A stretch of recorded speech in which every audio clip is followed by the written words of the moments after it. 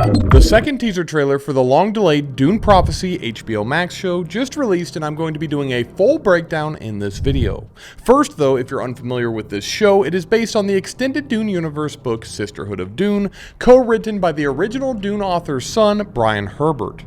For more information, consider checking out my other video, which dives a bit deeper into this, as well as breaking down the first teaser trailer in the cast and crew, or watch it after this video. The biggest takeaway from this new teaser trailer is that they have narrowed down the fall release window to November 2024, which, if I'm being honest, is a bit further away than I expected. But without further ado, let's get into the breakdown. Alright, this teaser clocks in at 1 minute and 10 seconds, and we actually get quite a few new shots despite being so short. Valya Harkonnen once again provides dialogue for these first several seconds, saying, "You wish to serve the great houses and shape the flow of power. You must first exert power over yourself." I assume this is her addressing young Bene Gesserit students, explaining that in order to have influence over the great houses, they first must learn control over their own mind and body. Remember, the Bene Gesserit in Paul Atreides' time have absolute control over themselves, able to neutralize poisons, access lives of their female ancestors, control emotions, and alter the gender of their children to further their breeding goals. Also, something mostly ignored in Denny's adaptations is their own lethality and superior fighting ability in the weirding way. During this dialogue, we immediately open with a transition showing some sort of a water basin engraved with an unknown symbol, and switch to our first look at Jessica Barden playing the younger version of Valya Harkonnen that I talked about in my last breakdown. Young Valya is among a variety of other sisters all standing in some form of worship around the water basin. This is quite similar to the opening of the last teaser, we just may be seeing the worship from a different angle and time period. The next cut switches to a shot of younger looking women in pale gray dresses. It seems to be near the weird testing facility room we keep getting glimpses of.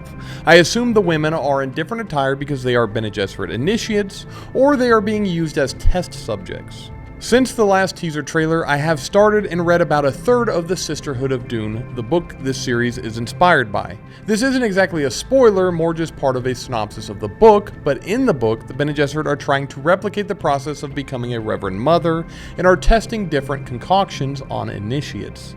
The book actually opens to one such failed attempt, which could be what the body we saw in the first trailer was indicating. We next see a very quick glimpse of Princess Ynez looking distressed. As a refresher from my last breakdown, Ynez is an independent princess dealing with the pressures of her responsibility as heir to the Golden Lion throne.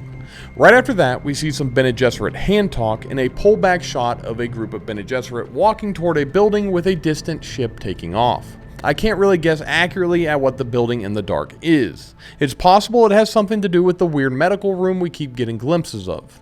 But this seems unlikely since there are multiple ships taking off near it.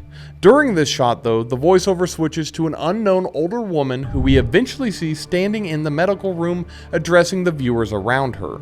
She says, "The more influence our sisterhood gains, the more enemies we make." The images we glimpse during her brief speech is that of political intrigue. We see a meeting between a man and a hooded Bene Gesserit, two Bene Gesserit with a beautiful oceanic backdrop in the mysterious med room. This next section begins with a faraway shot of a palace surrounded by lush plant life, making me assume this is where the Emperor Javicco Corrino resides on the Golden Lion throne. I'm not well versed enough with the lore, but this is possibly the planet Kaitane. The same planet shown in Dune Part 2 with Shaddam IV and his daughter, Princess Irulan.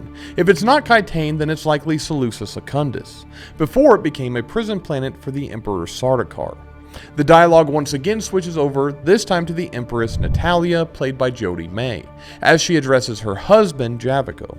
She chastises him, saying, "There was a time when you took my views seriously, instead of allowing those sorceresses to rule you." Her words kind of confirm that the Bene Gesserit have more influence over the Emperor than his own wife.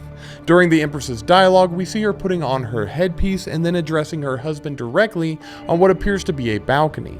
When she mentions sorceresses, we get a quick shot of a building in the dark. Based on the timing and drastic environment differences, I think this could either be the Sisterhood School or some other Bene Gesserit stronghold.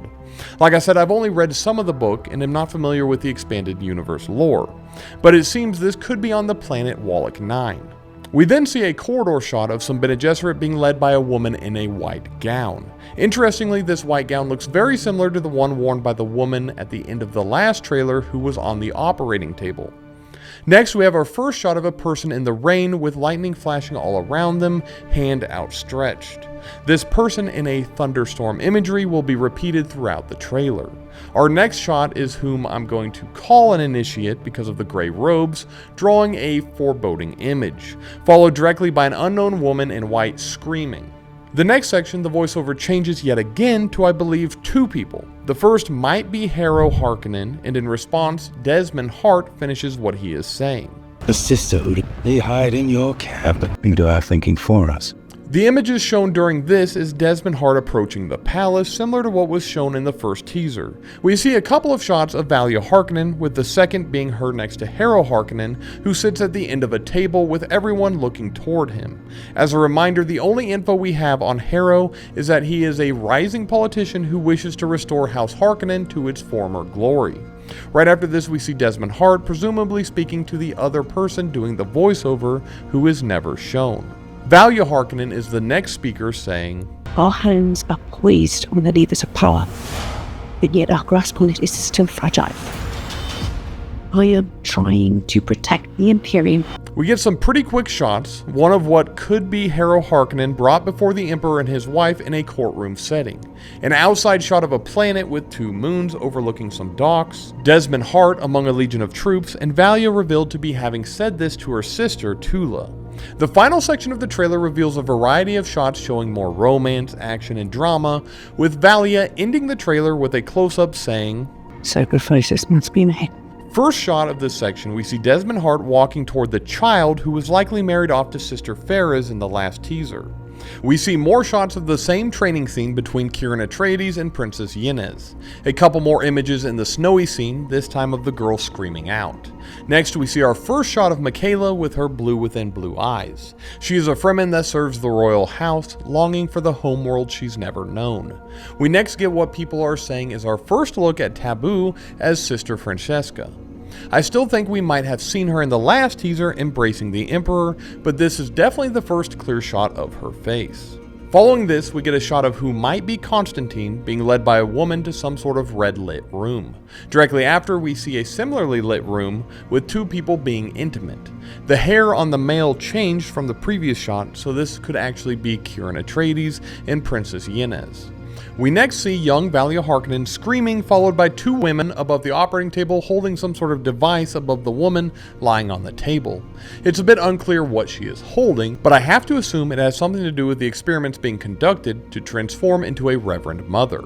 The next shot is interesting, in which we get our first look at what appears to be residential hover vehicles, a very sleek, simplistic design. After this, a quick action jump shot of Atreides being trailed by, I believe, the Fremen Michaela, followed by, I think, Kieran again peering into some sort of a scanning device. Then there is another thunderstorm shot, this time with Sister Ferris in her red dress, looking up at the sky screaming. Ending with older Valya saying, sacrifices must be made, as well as the November release reveal. Interspersed during these rapid images, we also got the text, true power begins with control. The tagline feeds into the major theme of this show being the Sisterhood trying to seat themselves into power through manipulation. Although you could make the argument that women screaming toward the camera is also a major theme because that's a popular trend in this teaser. A lot of these images I can't really theorize or speculate much on because there just isn't enough there without more context. I will say that I have enjoyed both of these teasers, so whoever is putting them together is doing a good job. Firstly, I want to say that I appreciate the quality shown in these two teasers. The costume and set design doesn't feel cheap, which is a good sign, and its style feels connected to Denis films while leaning a bit more into the science fiction, which I like. Is it exactly how I imagine the universe looking in my head? No, definitely not. But at least these recent adaptations maintain a consistent vision, which is more than I can say about Star Wars right now. Although one difference from the movies is that the Harkonnens have hair, which I prefer. While I'm not familiar with a lot of the actors, I will say that the cast feels strong, with recognizable names and interesting looking characters. I think we can pretty much confirm that this show, unlike the book it's inspired by, is going to be fully centered on the Sisterhood. This is a bit of a shame, for this series would be an excellent opportunity to flesh out the world and give us a look at the Mentats and Navigators. Perhaps we will get some teases throughout, or if it gets a second season. Either way, I'm optimistic about the show. If they can give us a compelling narrative weaved around the creation of the Sisterhood that isn't a disservice to Frank Herbert's original intentions with the Bene Gesserit, then I'll be happy. As I've said in the last video, I actually quite enjoyed the last 2 Dune books in the saga that focus primarily on the Sisterhood. Hopefully, I'll be a fan of this show as well. For more Dune and other sci-fi fantasy related content, consider subscribing to the channel. Until next time.